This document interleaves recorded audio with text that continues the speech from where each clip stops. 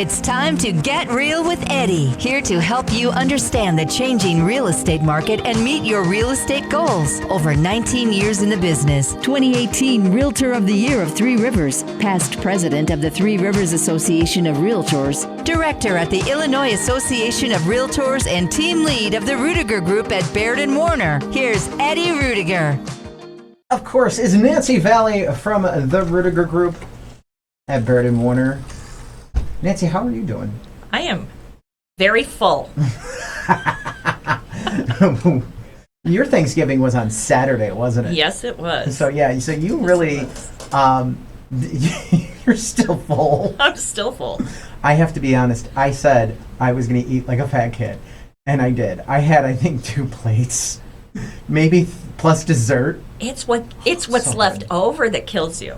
I mean, because you can kind of like a plate, little eat, but it's all the leftovers. And I sent a lot of leftovers home. See, but we didn't host, and we didn't come home with a lot of leftovers. So for us, it wasn't. Oh, it wasn't that. Yeah. We go overboard.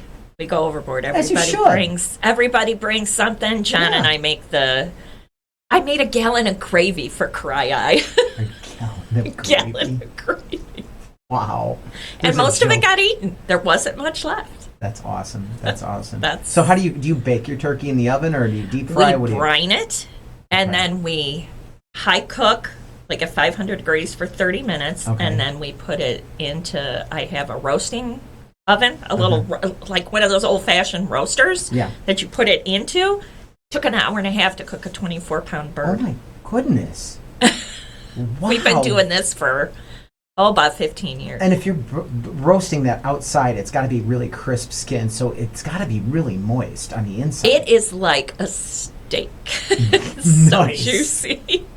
Nice. Yeah, because let's be honest, that's the problem with turkey. If you can't, depending on how you cook it, it can come out really dry. Yeah. Not ours are so moist. So are you already getting plans and ready for Christmas?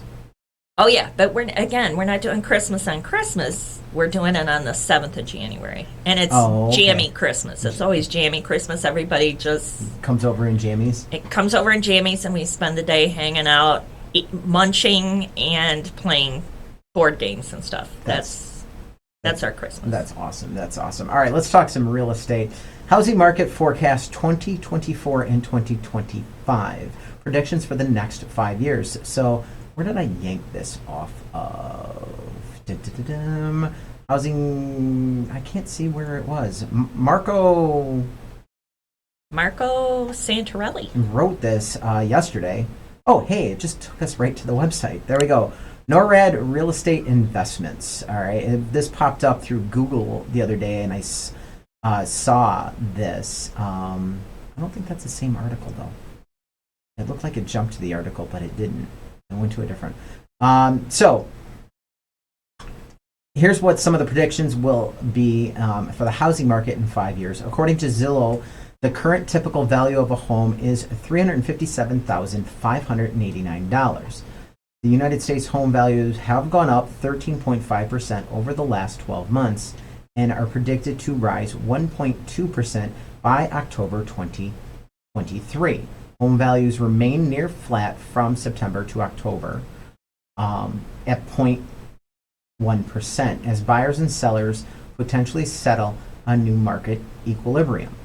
The housing market forecast remained generally unchanged in October as housing market continued to slow amid rising mortgage rates and bordered on economic uncertainty. Zillow projects the values remain flat through the end of the year and increase by 1.2% in 12 months ending October 2023. So I don't think that's not too far off, depending on what's going on next year. I would say they're, I mean, we don't know the unknown, obviously. Terry Trotter earlier used to say, I don't have a crystal ball. Right.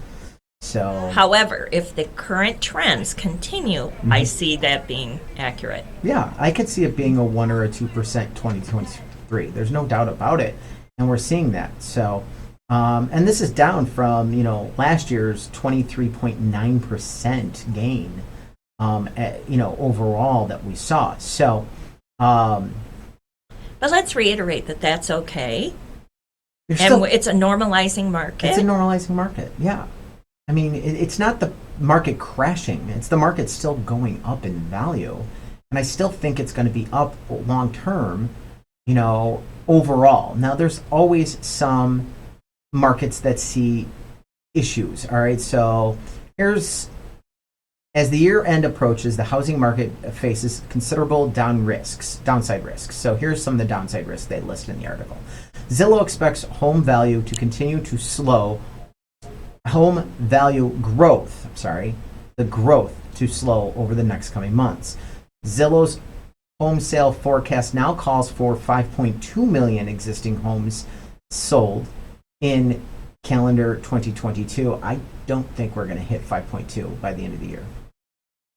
When we look at everything, I think we're going to be under 5 million. So, yeah, I don't know where if they're still looking I'm at it. seeing it Yeah. in our local market. Yeah. Overall trends, it is slowing considerably. Yeah. So, I mean, but that just because we sell less units doesn't mean we turn around and lose value. That's the biggest thing, all right? We need to express here because they're killing demand by raising interest rates because they're trying to address the inflationary number. But they're still looking at killing supply. As we've discussed, I'm not selling my house and going to a 7% interest rate when I have a 2.5 or a 3.5. Just that's where everybody's at right now. So keep that in mind. So, but I also see lenders coming up with some creative products if this continues. This is true to encourage some of those. Encourage and some movement. Of those. Well, yes. So this forecast is slightly up from last month's expectation of 5.1 million sales. I was seeing numbers that we were seasonally adjusted for 4.5, and I don't know how we're going to make those adjustments going in. Getting above 5 million once we're said and done. But we'll see where we end up. We'll see where we land. I think we're going to be around 4.5, maybe 4.75. There are some markets that are still very hot. True. And we got Joliet's numbers didn't look half bad. So I've got numbers for Joliet coming up. So the forecast is following up a better than expected reading of the home sales in August. August did seem to be the really down month. So I don't know why, but it just everything was braked. I think part of it was returning to school. It was the rising interest rates, that kind of I think it was... You know what we didn't talk about this year? A little bit. What? We didn't talk about, and not the politics of it, but the election itself. That was also, it was a big off-year election. There was a lot on the press about the election itself, what was going to happen, and no market likes uncertainty. Right. And it doesn't matter if you're, voting for the blue or voting for the red. The fact is when you get into something where there could be some major changes in leadership, in even off-year markets, we usually see it more so in a presidential election. But I do think the election played into the slowing in August and September. Now the election's over, and we're starting to get a little busy. We got a little perk. Yeah. And then the holidays hit. Yeah. So it'll be kind of interesting to see where we go. To see how long this perk lasts. Mm-hmm. See how long it stays in place. I think we've got 2, maybe 3 weeks of a real estate market, and then we'll definitely be down for the holidays, let's be honest.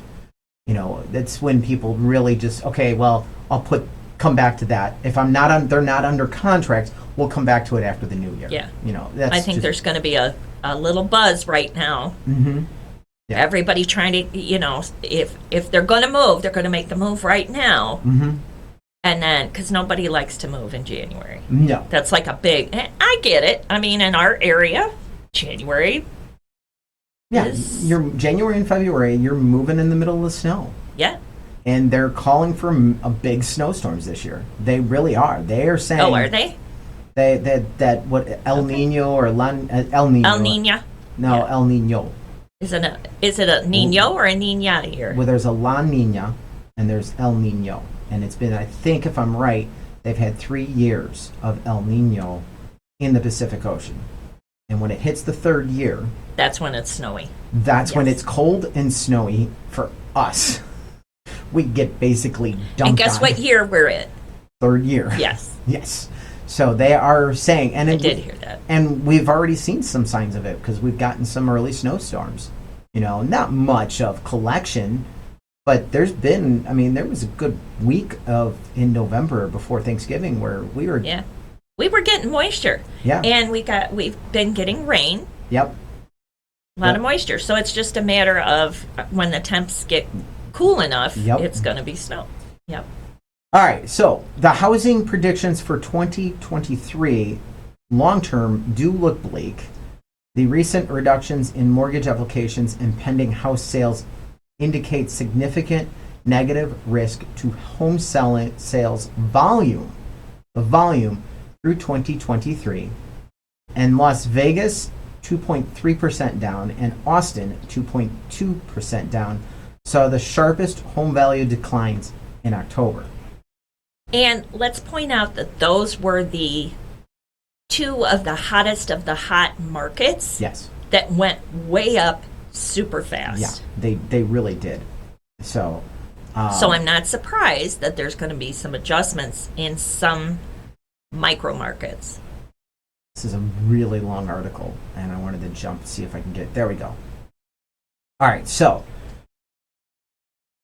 next set of bullet points is what I was looking to get to. During the 12 months, as priced out potential home buyers, additional pressures, on the rental market. So when the housing market turned into a buyer's market, according to the panel, all right, the majority of panelists, 56%, forecast a big shift in favor of buyers within the next year, sometime in 2023. All 107 survey respondents projected home price deceleration in 2023. Again, that is instead of getting 10 or 15% return on your house and growth and value, you're only getting 3 or 5%. You're not losing money. You're deaccelerating, not depreciating. There's a difference. The share of panelists who believe their long-term outlook might be too optimistic jumped up to 67 from 56 last quarter. So some people think they're being too optimistic. Another 24% predicted that the housing market would come in 2024.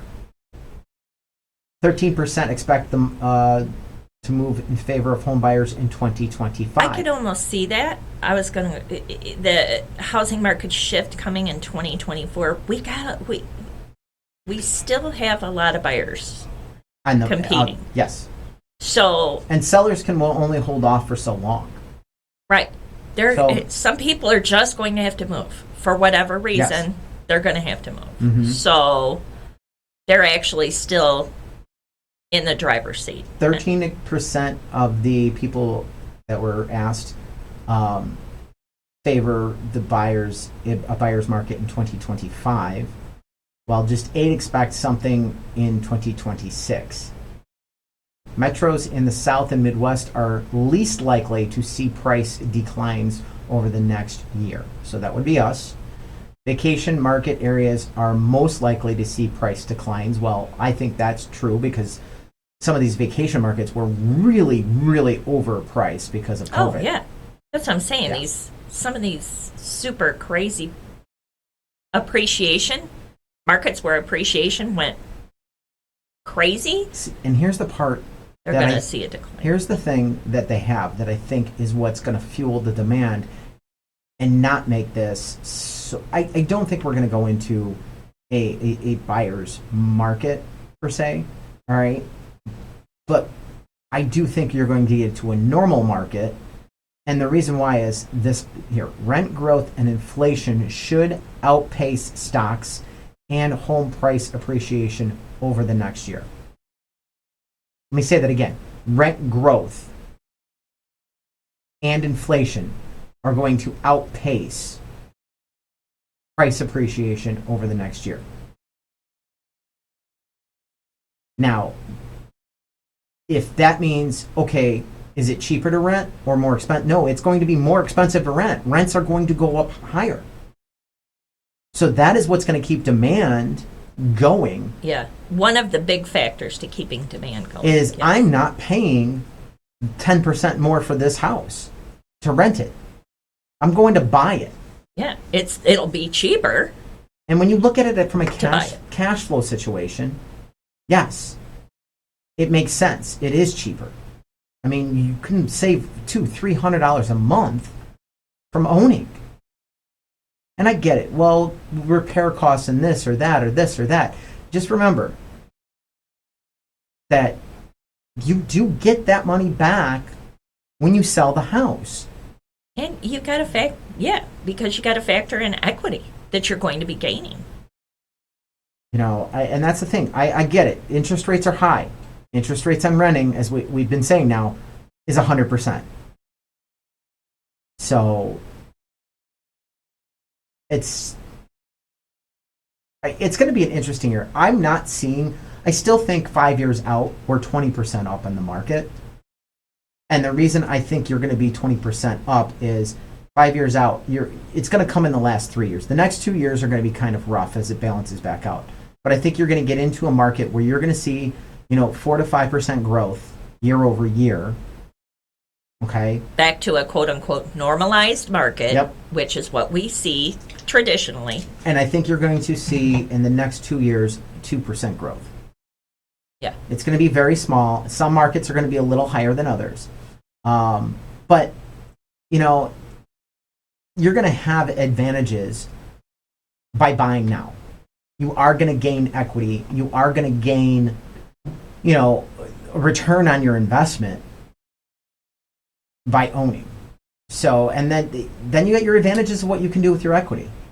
So 3 ways you can use your home equity. All right. Equity. That was a beautiful transition. Thank you. Equity Insight Report from CoreLogic.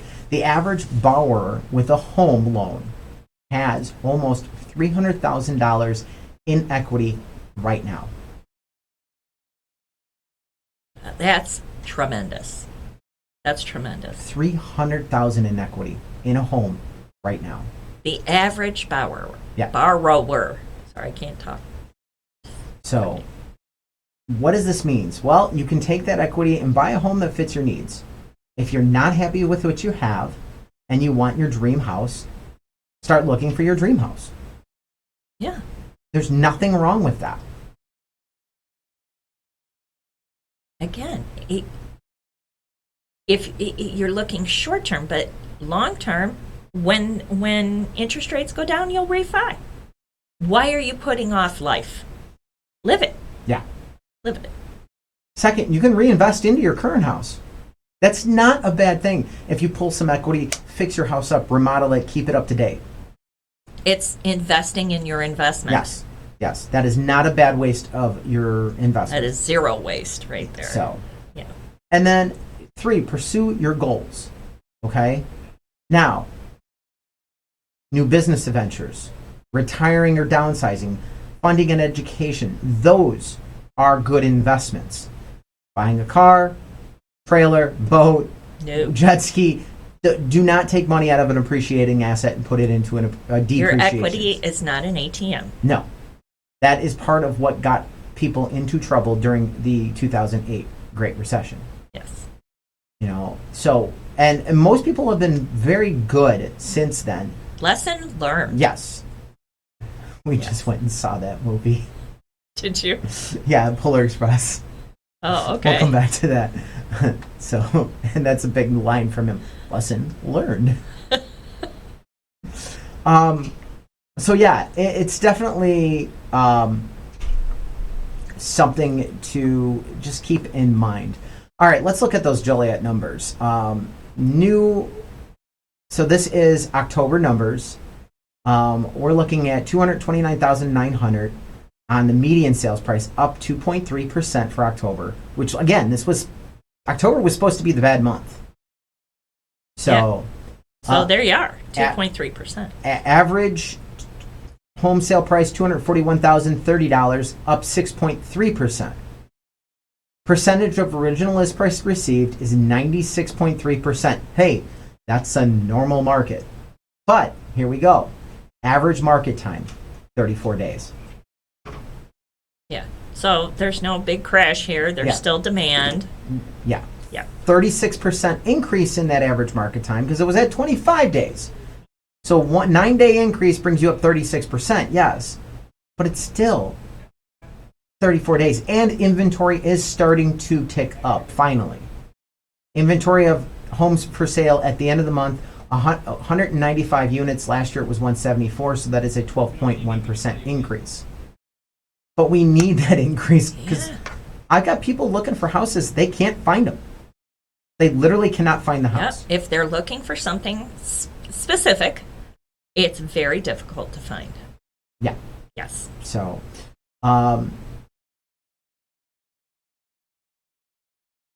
single on attached side, pretty much similar numbers. Median sales price 219, average 209, 200, 98.8% of asking, and market time is 15 days. Still, a lot of people going after the attached housing for affordability. And let's be honest, lifestyle too. There is a lifestyle difference.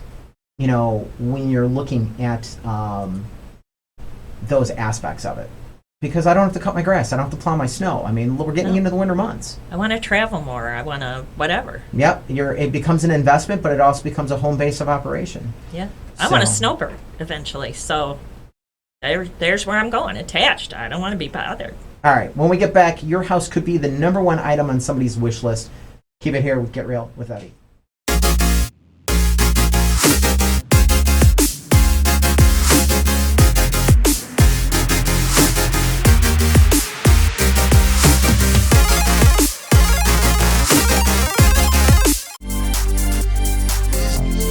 The face for radio, the heart for real estate. It's Get Real with Eddie. Hey, if you got questions on the market, give Nancy a call. Nancy, what's the best number to reach you at? My number is 815-545-1162. And what's that wonderful website? valleydreamhomes.com. I don't even remember what website that was.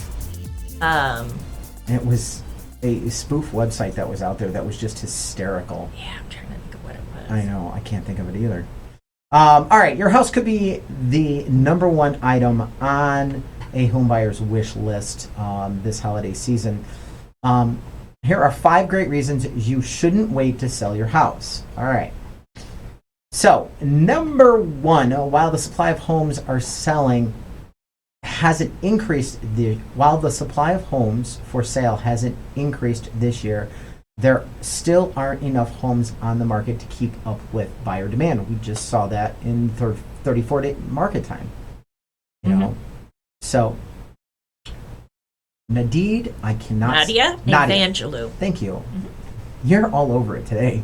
Senior economist and director of forecasting at the National Association of Realtors explains there's still this gap between demand and supply. We were underbuilding for many years. So now we see demand is slowing, but still outpaced supply. And we're seeing builders slow down and not understanding, guess what? There's still a huge demand. And I get it. They don't want to be stuck holding something. Yeah. So they're being very, very smart and very wise. Mark Fleming, chief economist at First American, explains, while not the frenzy of 2021, the largest living generation, the millennials, will continue to age into their primary home buying years, creating a demographic tailwind for the housing market. And this is true. Lawrence Yun spoke at NAR about that.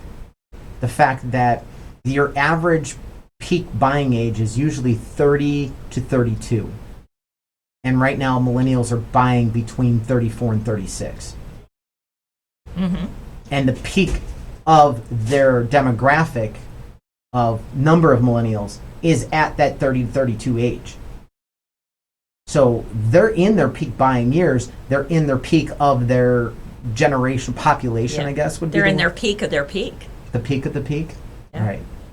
Anyways, so there is a tailwind out there that I think is getting ignored. And again, people aren't going to put life off forever. They're going to start making some decisions. It will be different decisions than they thought they were going to get ready to make, but it is what it is. So, number 3, the desire to own a home doesn't stop during the holidays. Nope. Especially, you know what? We've said it before. If they're looking out and wanting to buy right now, they're a serious buyer. Yeah, they're not just out kicking tires. They want to buy a home. Yeah. You can restrict the showings into your house to days and times that are most convenient for you. That can help maximize disruptions, which is especially important for this time of year.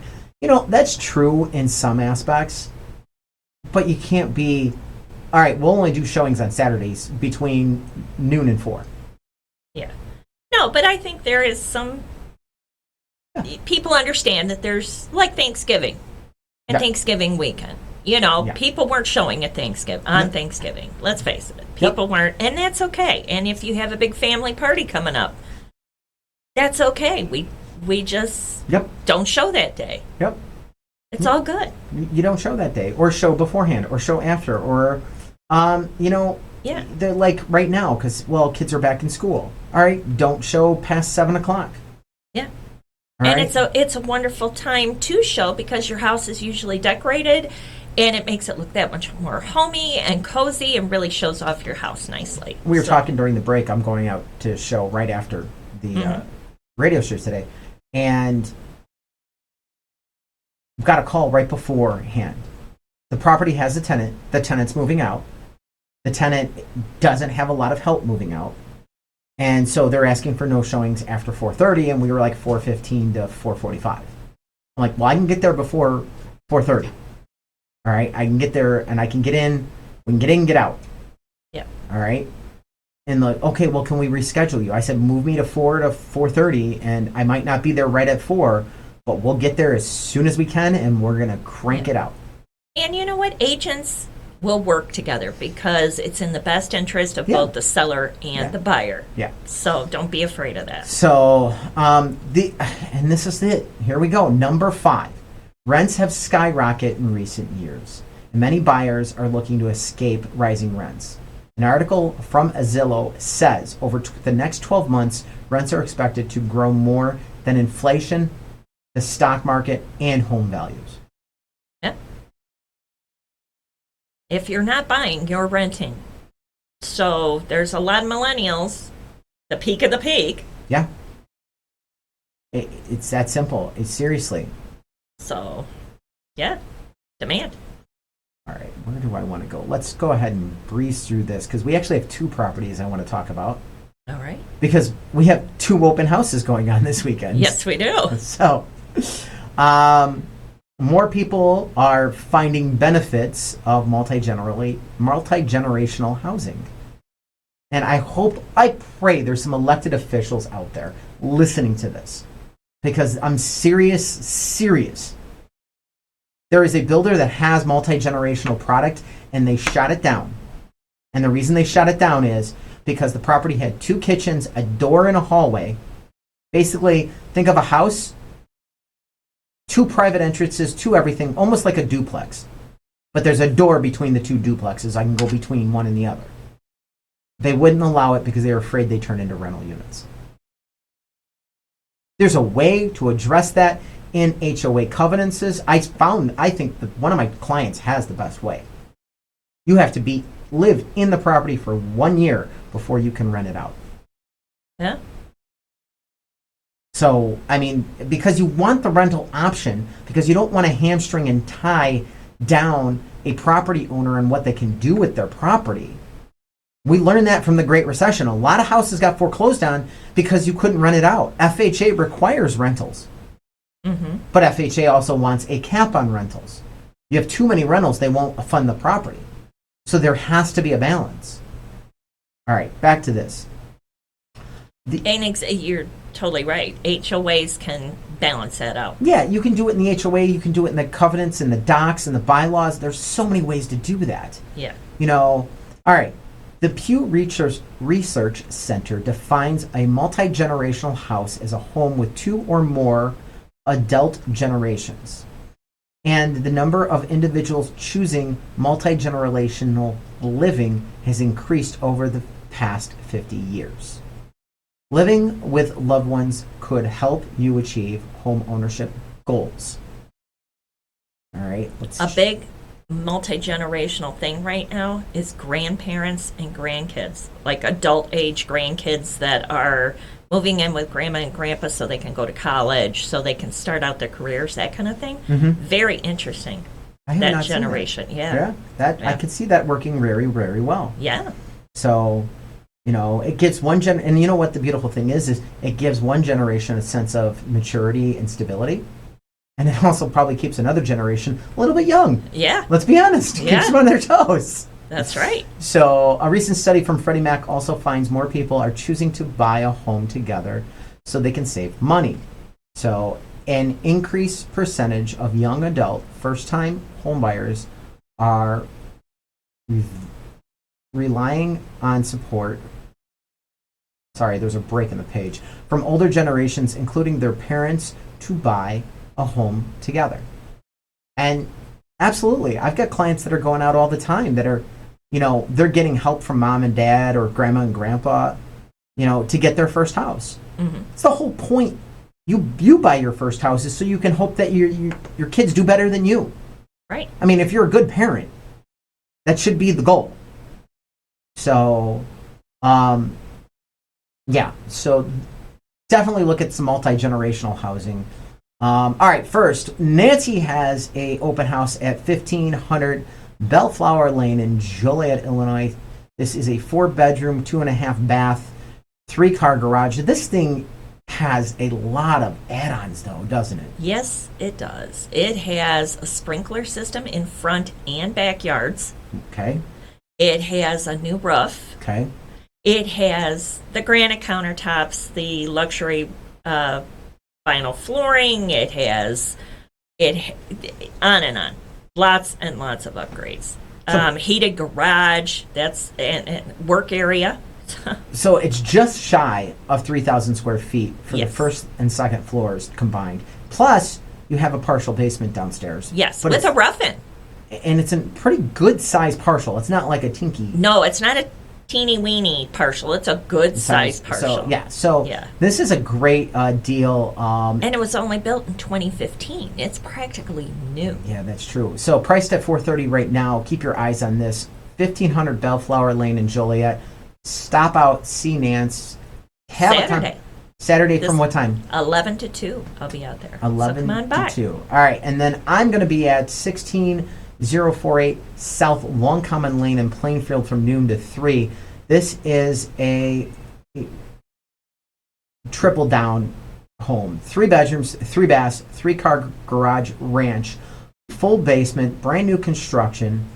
All right, they're priced at $515,900 on this one. The square footage is 2365 according to the builder. This is definitely a great property that you're going to want to see. So I'll be there Sunday noon to 3. Nancy's out Saturday 11 to 2 at 1500 Bellflower Lane in Joliet. Again, 16048 South Long Common Lane in Plainfield. They're amazing houses. Anything else that you could think on either one? Well, both of them are lovely, lovely layouts. If you're looking for a new home, Yeah, we got a couple of really good alternatives here. yeah. I mean, and they're definitely different schools, and different schools of thought. You got a 2-story, and you've got a ranch. So I mean, when schools, I mean, we're Plainfield. You're what? What school district were you? It's Minooka. Joliet City Minooka schools. Okay. Yep. So your Minooka School District there, the Plainfield School District for 16048 South Long Common. So check them both out this weekend, Saturday and Sunday. Just do a Google search, you'll find it, I'm sure, because we've got it all over the place out there. And then, if you've got questions, let us know, and we'll be able to help you out on no matter what. All right, so after the break, let's talk, should you update your house before selling it? We've got some numbers that I think are going to intrigue you on that concept. Keep it here with Get Real with Eddie.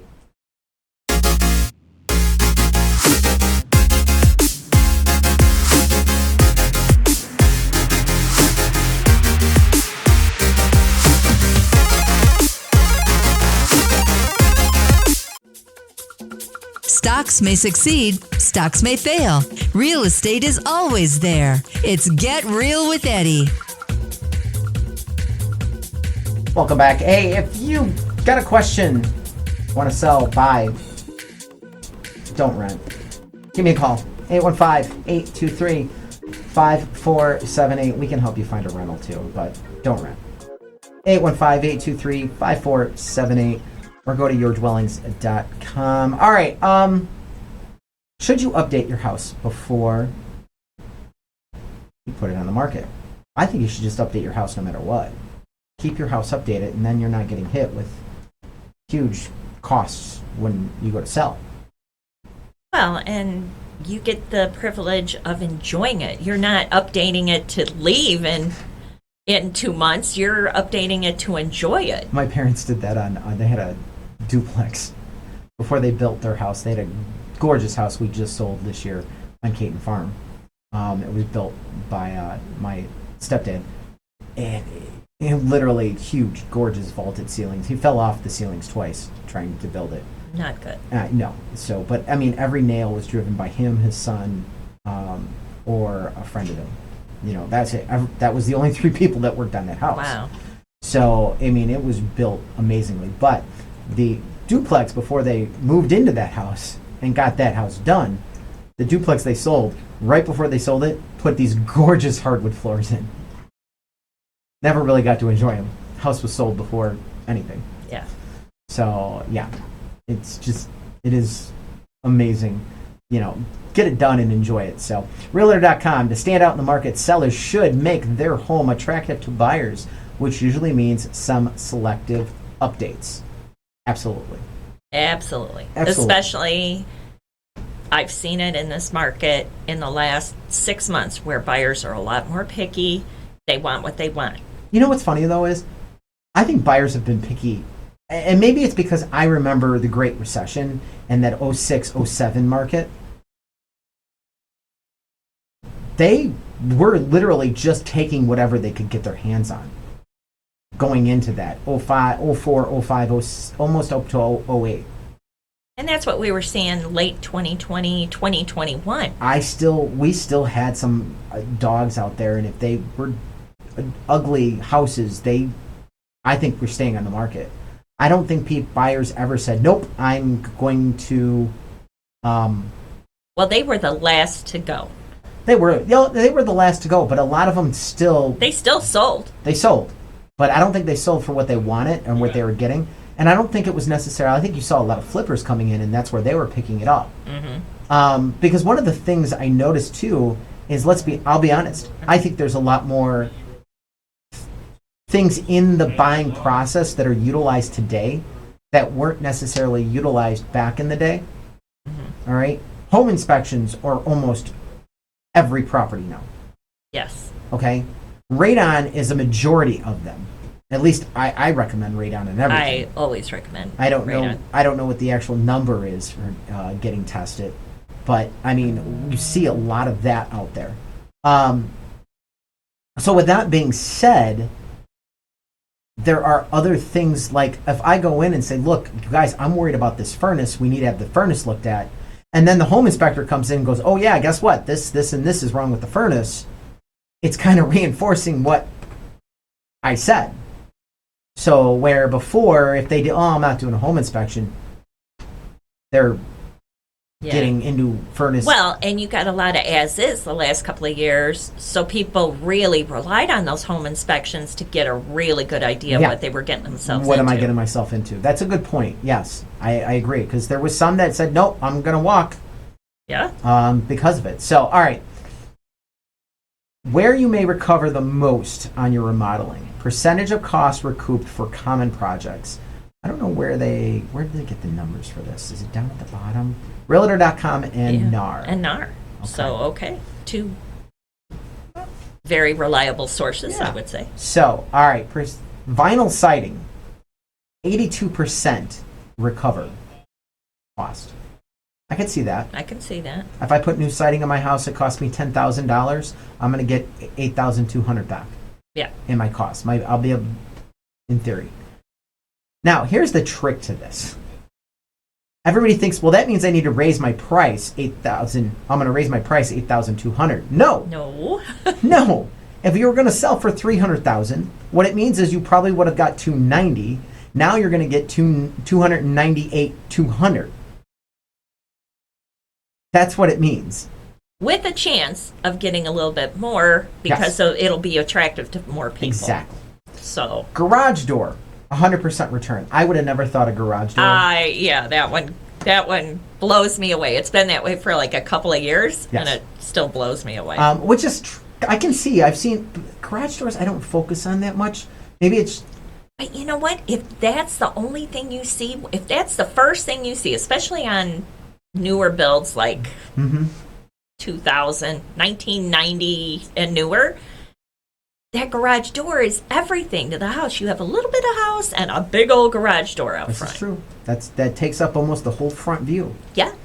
Roofing, I was surprised this number was 100% return on roofing. I would have thought it'd been a little bit more because people are very concerned about roof. I understand that. I thought it would have been a little bit less. I thought you would have some aspects to that, but I thought it would have been 80 or 90 return. But again, this doesn't mean you go from 300,000 now it's 310 because I got a new roof on it. No, it means you would have gotten you'll get your 300 instead of getting 285. All right, upgrading insulation 100%.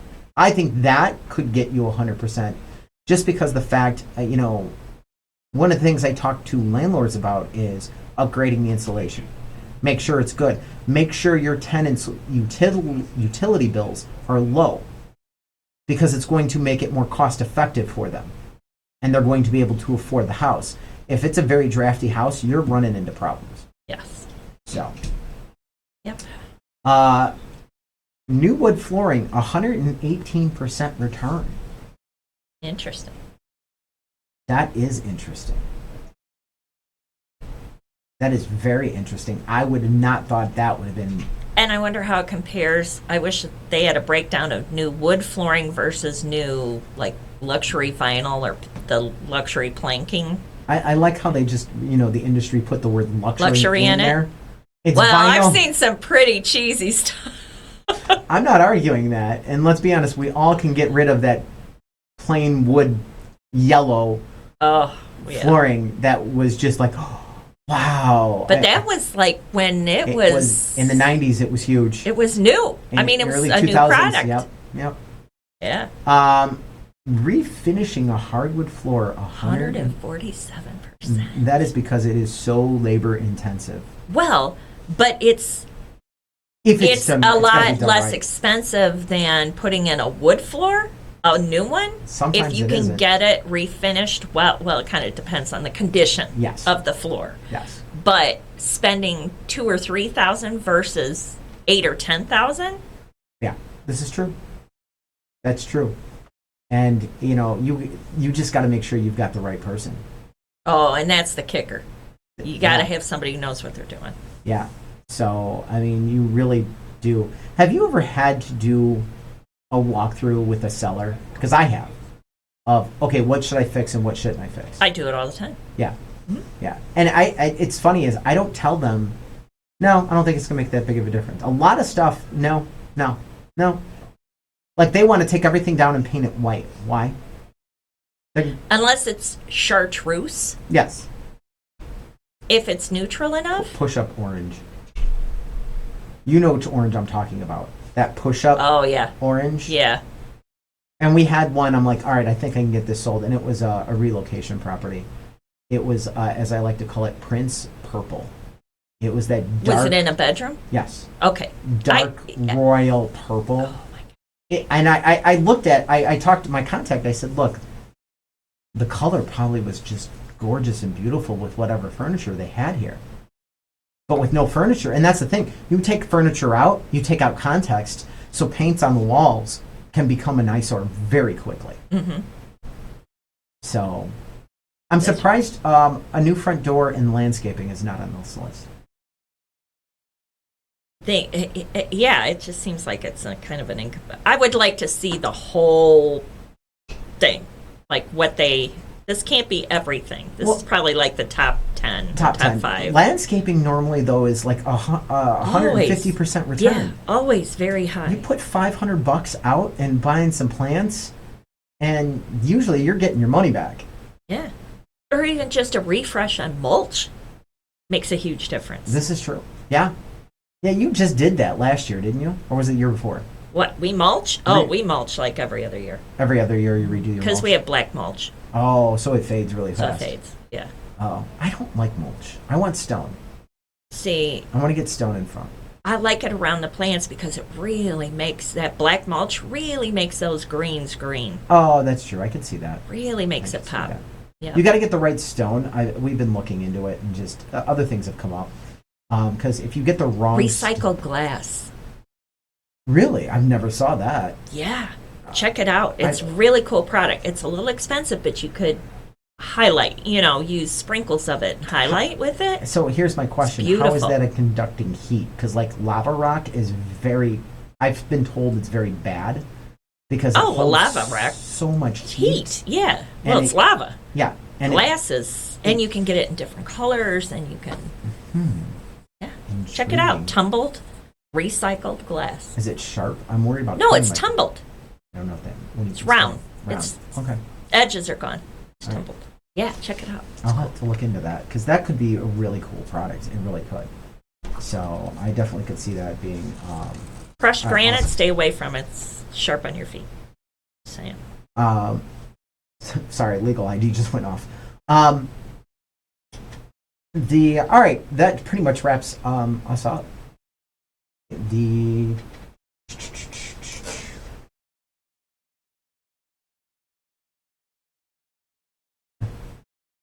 So, all right, where was it? Yeah, I'll have to look at the tumble glass. I think that could be pretty cool. We were looking at normal stone, but like I said, I want to get the right stone so it's not holding the heat and killing the plants. I kill the plants on my own. I don't need anything else to help me kill the plants. Nice. So, it should be okay. We'll see. We'll see. All right. Well, thanks for listening as always. Don't forget, check us out online at getrealwitheddie.com.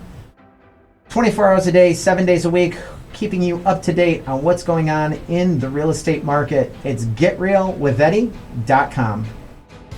Thanks for listening to Get Real with Eddie. Eddie Ruettiger is a realtor at Baird Warner in Plainfield, license number 475141896. Managing broker Steve Engel. For more information on your neighborhood, call Eddie at 815-823-5478 or visit yourdwellings.com.